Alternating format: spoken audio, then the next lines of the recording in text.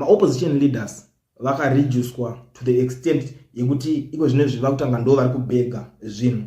Musi wakaitwa SADC summit makaona mese pane vakomana vekuti vanga vakaenda ikoko mako vanozviita opposition leaders iko zvinezvi pana Anamwonzora, Shabangu and the other guys vanga variko vakagara mumaterrace chairs SADC ichiitirwa musangano uchiitwa uchipfurira mberi. Ende takazoona vanhu vakaita sana Shabangu vakubvunzwa saka muchazoita sei chichita ngoti vanhu vanoda kuratidzira vachiti amungaratidzireka uchiita against vanhu vako ivo vanhu vacho ndevenyu ndizvinhu zvedu izvi zvatokwedu kuno kuti akutoita se takutopemberera chinchi vachitaura zvavaitaura. Nawo ndiri kuzoona nyaya iri panapa because varume ava vakazopane pavakazosumuka kwavanga vakagara kwacho ndo vavaenda kumberi pane machairs anga akagarwa nema-heads of states yama-presidents kumberi kwacho kwanga kwakagarwa ikoko.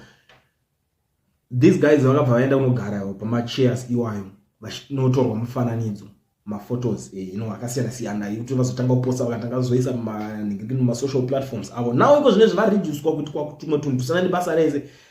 And I know zvinhu zvinorwadza pari kubudisa nyaya panapa iri paNewsday iri pafront page iri kunzi opposition leaders battle for attention at SADC summit. Aroda kutsaya kuonekwa kuregistrwa to the extent yekuti kwatumwe tunhu tusana nebasa rese.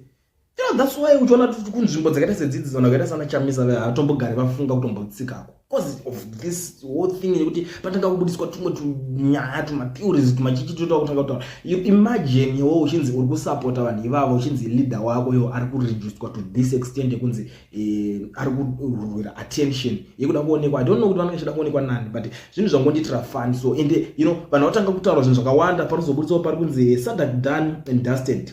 President Mnangagwa's next move is to get a GNU postponed election to 2030. He is desperately in need of it. He believes he should get it by hook or crook.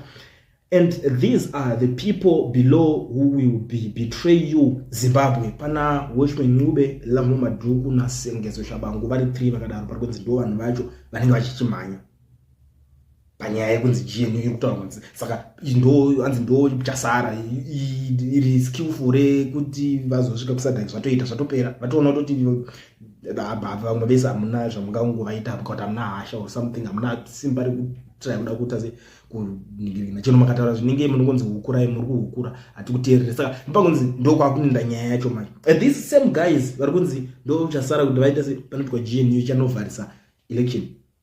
Because what they know iko zvinezvi ndezvekuti pavari ipapa iko zvinezvi pakanzi paitwa sarudzo kana kuti ma-elections havadzokere kuparliament kwacho ikoko futi havawane futi mukana wekunzi kana kunzi ma-opposition like zvakaitika kuna Dhaki iko zvinezvi akutongomira iye ega achitongoti ndini president we-opposition but president wekuti haana kana ani wake ari muparliament ndo zvinhu zviri fani zvega zvangoitika haana kana kansela kana MP wakasara naye achiti ndiyakawina kwese angoti ma00. Saka these guys ndo nyaya imwe ndakaona yekuti vakutotya iko zvinezvi ndo vatopo pakubega vakutokumbira ZANU-PF ndivo kutoti ndosaka vakuzobudisa vachimokwa this vachireducedwa to this extent kuti opposition leaders battle for attention at SADC summit vakutokumbira ivo mukana kuti asikatokumbirawo kuti midai so vakutono propose. Saka ndo pari kunzi muvangwarire ndo mafaces evanhu vacho vachada kutengesa iva.